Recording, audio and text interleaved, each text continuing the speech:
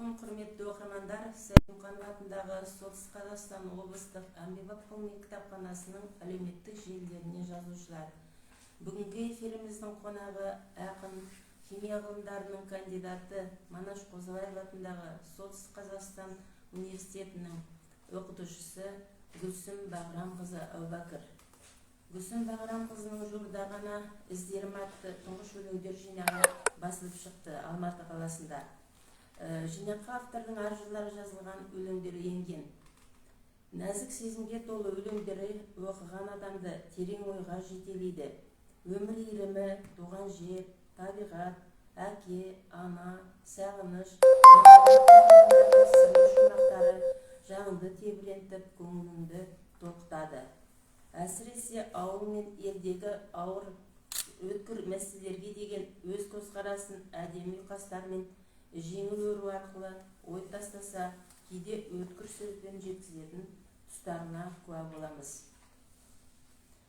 Гүлсім Бағрамқызы, қош келдіңіз. Өзіңізді қысқаша оқырмандарға таныстырып кетсеңіз. Рахмет. Саламатсыздар ма? Мен бүгінгі күні Манаш Қозыбаев атындағы Солтүстік Қазақстан университетінің химия және химиялық технологиялар кафедрасының доцентімін. Еңбек сіңірген профессор, доцентімін. Химия ғылымдарының кандидаты. Яғни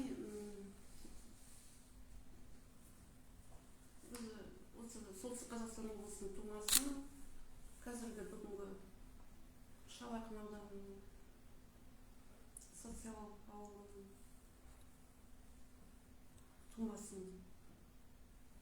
Жасы Гүлсім Бағрамқызы, ақындыққа қалай келдіңіз? Сізге осы өнер кімнен дарыды? Енді ақындыққа келдім деп айта алмаймын. Бірақ өлең жазатын өзімнің нем бар. Бір шығармашылық деп ойлаймын, өзімнің шығармашылығым деп ойлаймын. Енді ақындыққа келу деген үлкен мәселе ғой. Арнайы әдейі айналысқан емеспін. Жоқ, бойымда бір бар шығар. Үнсіз қалмай, анда-санда қағаз бетіне түсіп тұрам деген сияқты. Кейбір өлеңдерім оңай жазылады, кейбіреуі кішкене толғанысты қажет ететін тұстары болады. Енді биыл мектеп бітіргенімізге біздің менің жаста, менің өзімнің мектеп бітіргеніме 45 жыл. Одан кейін Алматыда университетте оқыдым, сол бітіргені 40 жыл болады екен, болды. Қызмет істеп жатқаныңызға. Иә, сол юбилейный год дейміз ғой. Содан кейін барып жазғандарымды жиып теріп, қолым бос уақытында жинастырып, осы бір жинақ қылып шығарғаным енді сол жинағы. Өлеңді қай кезден бастап жаза бастадыңыз? Алғашқы өлеңіңіз есіңізде ме? Есімде, әрине. Өлеңді ерте жаздым бала кезімде. Қайдан келгенін білмеймін, әйтеуір. Бір Неше сыныпта? Тай бурыл деген бір жылқы ат, сондай жүйрік атқа арнап жазған. Ойыма оралды өлең жолдарын, шумақтарды қағазға түсірдім. Білмеймін, соның ішінде оқыған әлгі көркем әдебиеттің әсері болар деп ойлаймын. Тай бурыл деген өлеңімді жазғаным, оны бірақ ешкімге көрсетпей, қайдан өзім былай жақсы өлең сияқты көрінді өзім, содан кейін ойлаймын, қайдан бұл сюжет, не қайдан пайда болды деп. Өзі жалпы мен көпке дейін ойлап жүрдім, бір жерден оқыған шығар, есімде қалған шығар деп. Жастық шақтарда зердеге тию, еске сақтау қабілеті жоғары болады ғой. Сөйтіп ойлап жүрдім. Жас кезде. Иә, содан кейін барып былай ашық айтуға кішкене не боласың. Енді осы өлең жолында шабытты қайдан аласыз? Қалай шабыттанасыз? Қай кезде өлең жазасыз? Жоқ, шабыттану деген өлеңдер, мына әрбір өлеңнің өзінің бір түйінді бір мағынасы, ішінде бір айтатын ой болады ғой, сол ойға оралады өзі. Соның төңірегінде содан кейін өлең жазылады. Өлеңдер өте көп отырып, сол шабыт шақыру деген жоқ. Ойында жүріп, содан кейін барып жазып, соны әрі қарай дамыту не қыла қоямын, жаза қоямын. Ешқандай да менде ондай кезеңдер, бір нелер болмайды. Кез келген жерде, мысалы, осы әлгі көлікпен жүргенде уақыт бір жерден екінші жерге барады, сол қаншама уақыт болады. Сол кезде де ойымда жүреді, бір не пісіп, жетіліп деген сияқты.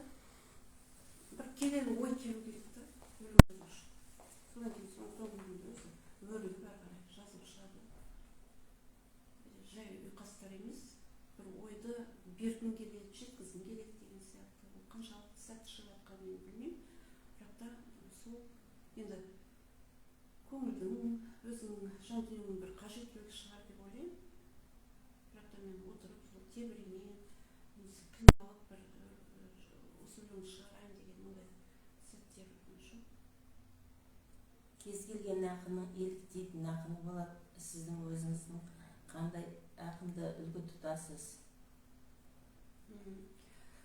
Жалпы көркем әдебиетті өте жақсы көремін. Оның ішінде өзіміздің қазақтың классик ақын жазушылары, шет мемлекеттің әсіресе орыстың ақын жазушылары, кейбір шет мемлекеттердің ақын жазушылары шығармаларын оқып, іздеп тауып алып тұрамын мен.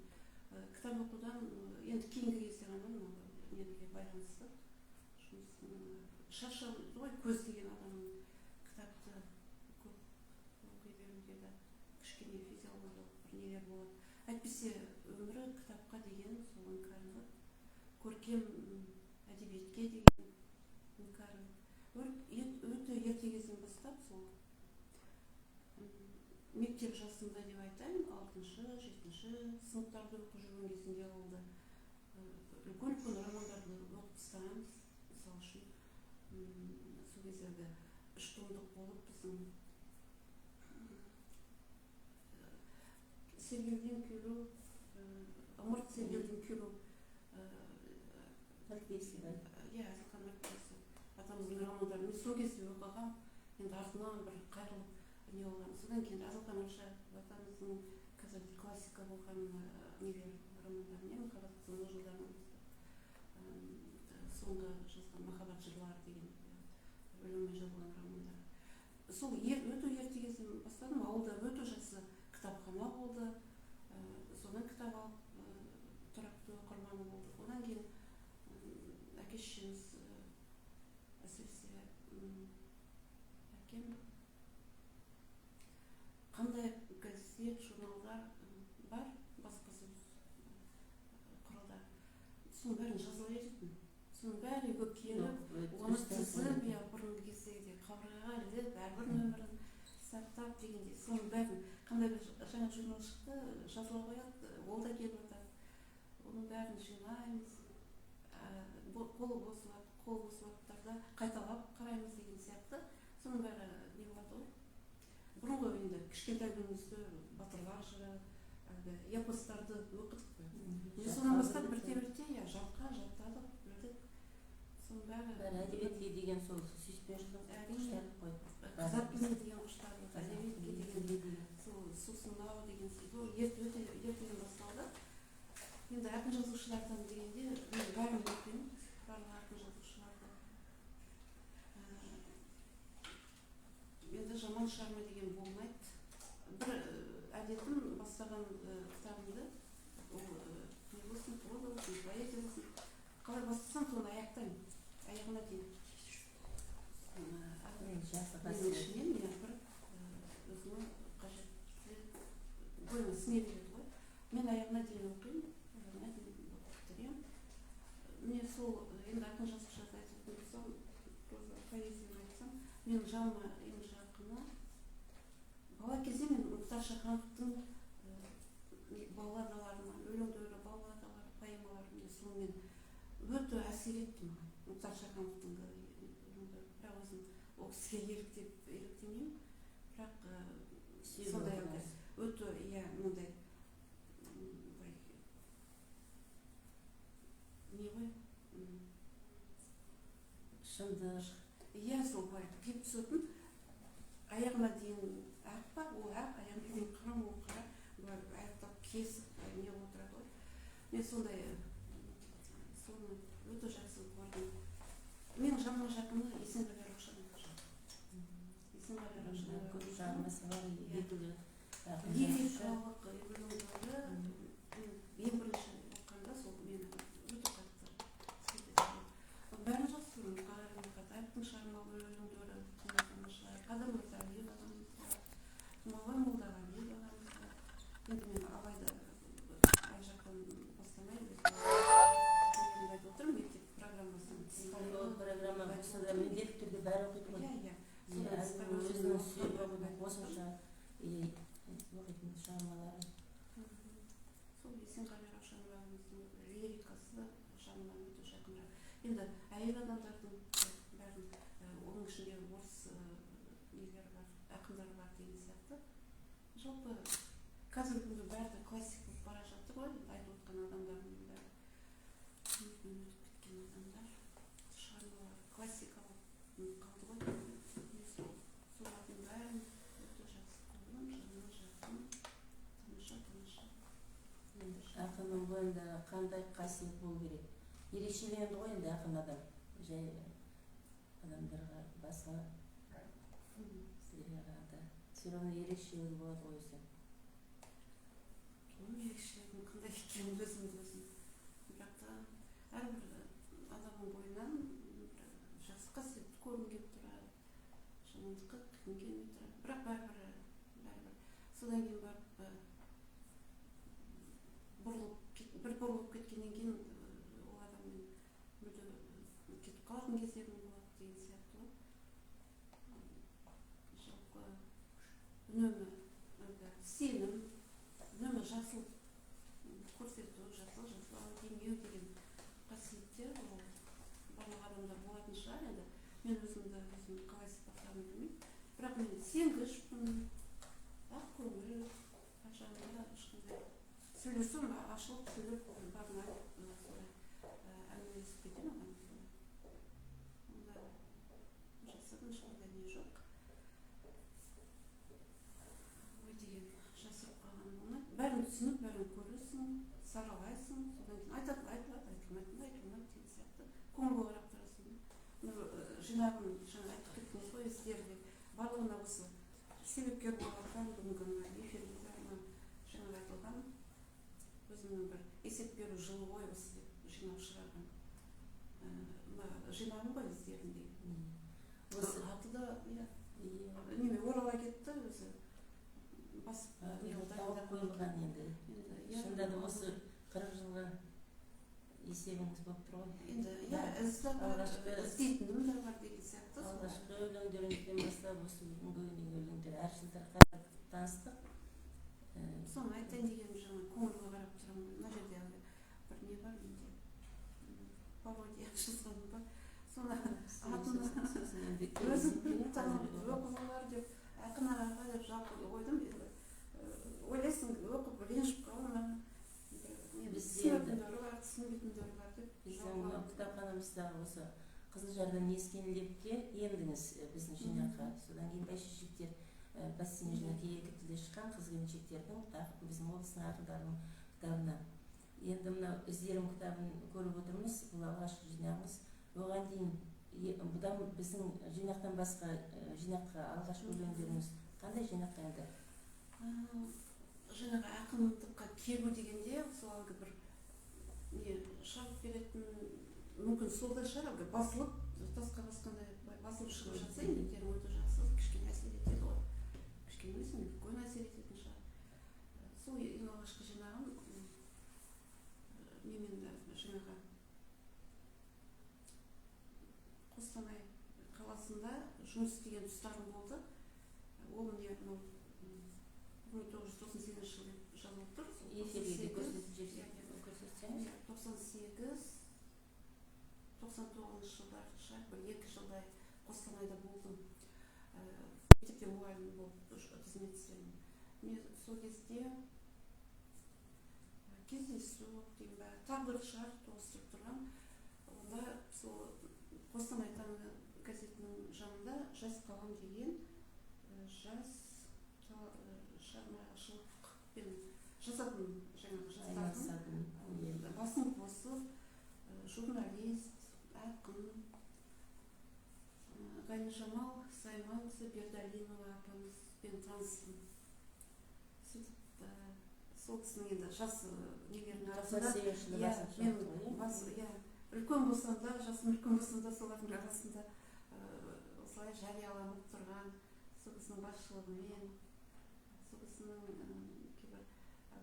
енді тәлімгер ретінде көп көмектескен, көп үлкен рахмет айтамын Ғайнижамал Сайманқызына. Жақсы. Борыштармын жалпы ол кісіге. Сол менің көңіліме не беріп, сенімділік ұялатып деген сияқты. Шабыттыңыз деп отырып көмектесіп, сондай енді оқырмандарға осы сияз кеуіп үлгермеген іздерің кітабынан өлең әртүрлі тақырыптағы өлеңдеріңізді оқып берсеңіз эфир арқылы. Мына жерде ертеректе жазылғандарынан бастап бүгінге дейінгі тыңдап ішінен алған өлеңдерім бар. Оқып берейін. Жалпы әр тақырыпта енді әркімнің өз аузынан естіген қызықтырақ болады. Оны керемет қылып бір мәнерлеп оқиды алмаймын, бірақ шамам келгенше оқып көрейін. Өзім енді жалпы білсінде қарап оқуға қарай береді. Жаңа ақындыққа қалай келдіңіз деп жақсы ғой. Мынау жауап деген неден бастайын. Өлеңнен. Өлең жазу ермек емес, сән емес, жан емеспін қуып жүрген тағы елес. Соқтықпағы соқпағым бар өзімнің, биігірек бір белестен бір белес.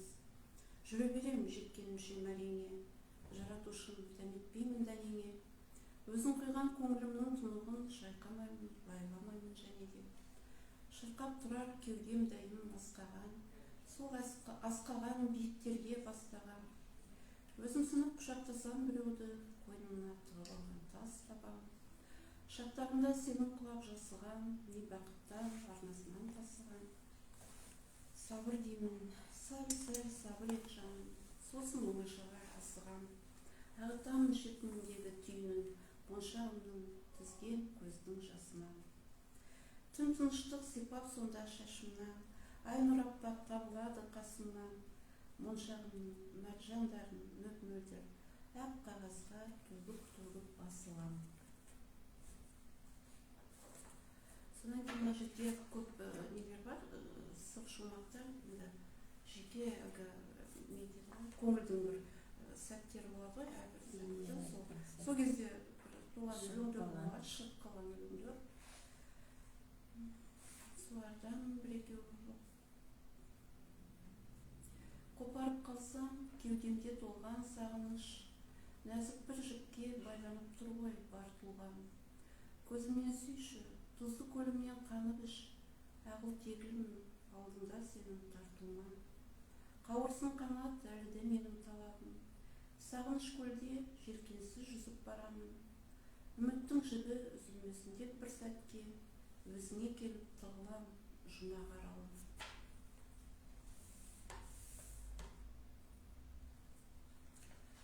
Жолымды нұрландырып, шапақ атып, тірліктің бар мәнісін ұғындырып, мендегі бір іңкәрлік, махаббатым, көңілімнің көгінде тұр күнім болып.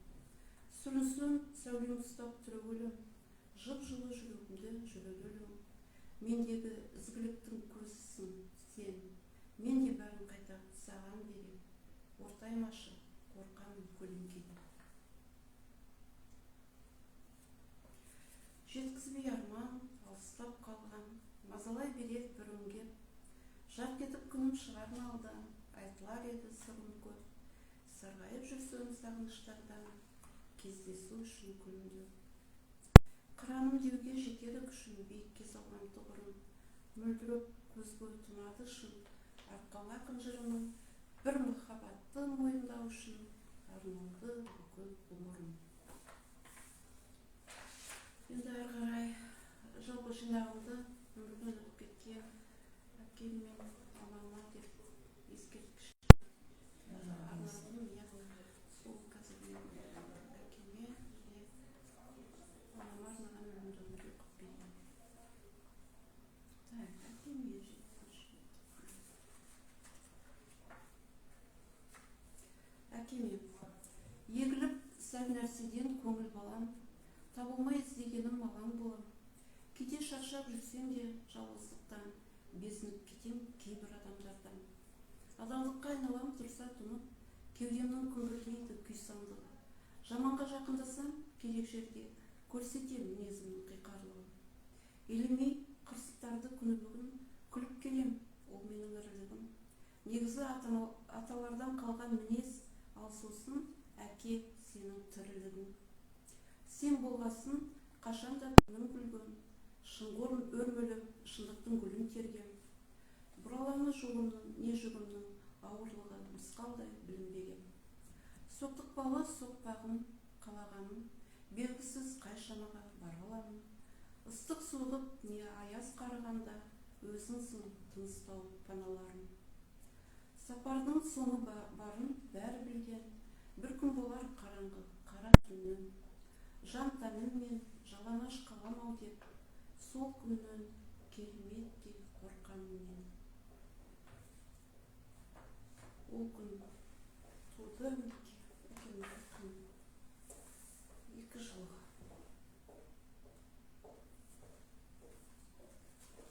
Анамыз одан жұмыс жасалған. Анама арналған өлеңімді берейін. Анама арналған, әкеме арналған өлеңдерінің бір-бірден дейді әкем. Жазылғандары бар, әлде жазылар, дұғай деп.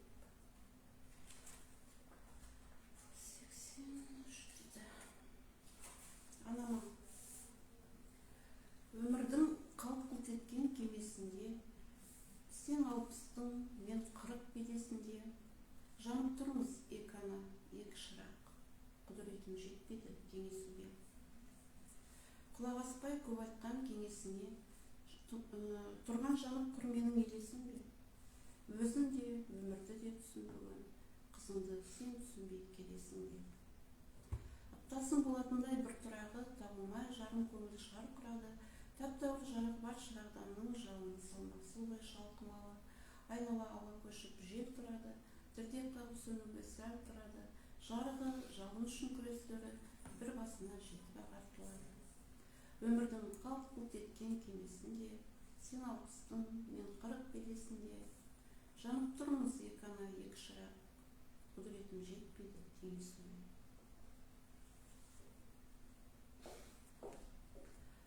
Одан басқа, енді мен өзі сол Шалақын ауданы, бұрынғы Сергеев ауданы ғой, Қаратал деген ауылда дүниеге келген. Одан кейін мен өте кішкентай кезімде көрші Социал деген ауылға әкеміз қызмет бабымен оқып бітіргеннен кейін жас маман болып барған ғой. Сөйтіп сонда тұрып, сол жерде үйдің менен басқа менің жаңағы бауырларым бәрі Социал ауылында дүниеге келген.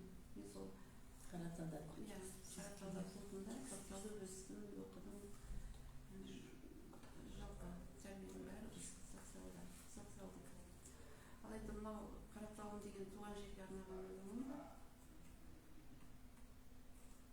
жетеді. Екеуінде ренжітпейін дегенім ғой. Қазір Қараталымды оқимын, содан кейін социалға деген өлеңдерді оқырмын.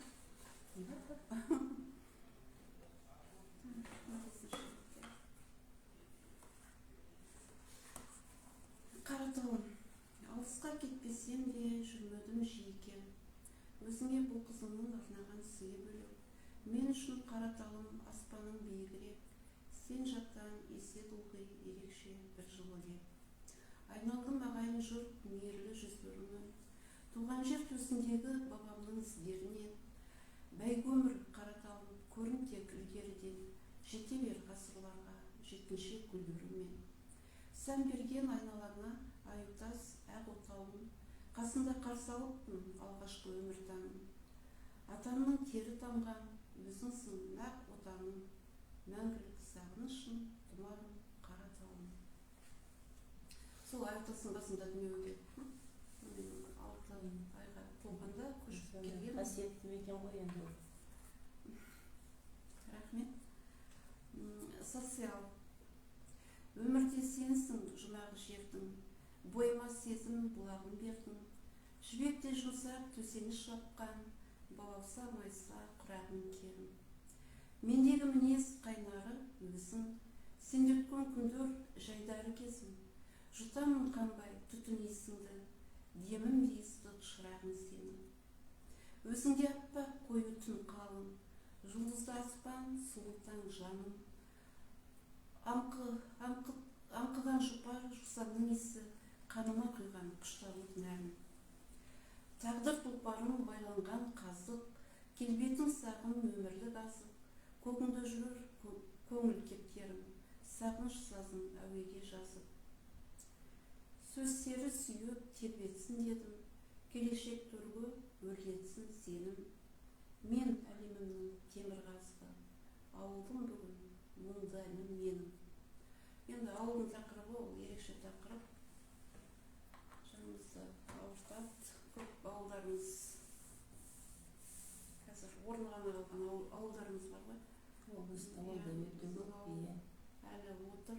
Енді соны сақтап, ары қарай қалпына келтіре түсу деп бәріміздің жүрегіміз ауырып, соны ойлаймыз енді. Не болатынын. Ең оңай жол әйтеуір мектеп жауып, одан кейін ауылды көшіре салу ғой. Тура жол. Сонымен айналысып кеткелі біраз болды. Маған қызы, алдағы жоспарларыңыз қандай? Тағы да кітап шығару ойыңызда бар ма? Талай шығармаларыңыз бар шығар, кітап еңбегі. Кітап шығару жоқ, ойымда жоқ, менде ондай жоспар жоқ, бірақ көреміз енді алдағы уақыт көрсетеді ғой. Иә, жазылып жатқан өлеңдер бар ғой. Өзімнің негізгі қызметім бар, негізгі сол міндеттерім бар деген сияқты ғой, атқаратын әлі. Сондықтан айналыспағаннан кейін жай өзім үшін жеке жазылып жүретін өлеңдер болғаннан кейін енді олай жоспарлап негізгі бір үлкен мақсат қойып қоймай. Сондықтан Мүмкін шоттаға дейсіз ғой, бар. мүмкін шоттаға. Алдағы уақытта да сізге шығармашылық табыс тілейміз, қаламыңыз қалмасын. Осы істеп жүрген қызметіңіздің несін көріңіз, денсаулығыңыз мықты болсын. Алдағы уақытта да осылай біздің оқырмандардың оқитын кітап жазыла берсін. Уақытыңызды бөліп бізге келгеніңізге алғысымызды айтамыз. Енді эфирді көріп отырғандарға, назар қойып тыңдағандарыңызға рахмет. Келесі кездескенше. Саламат болыңыздар.